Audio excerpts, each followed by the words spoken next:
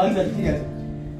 পৃথিবীটা নাকি ছোট হতে হতে স্যাটেলাইট আর টেবিলের হাতে ড্রয়িং রুমে রাখা পোকা বাক্সতে বন্দি।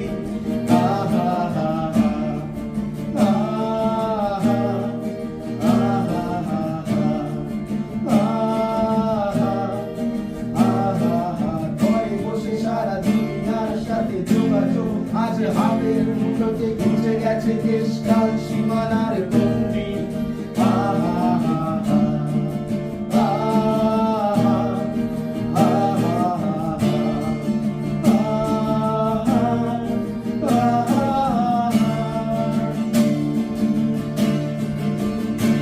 ভেবে দেখেছো কি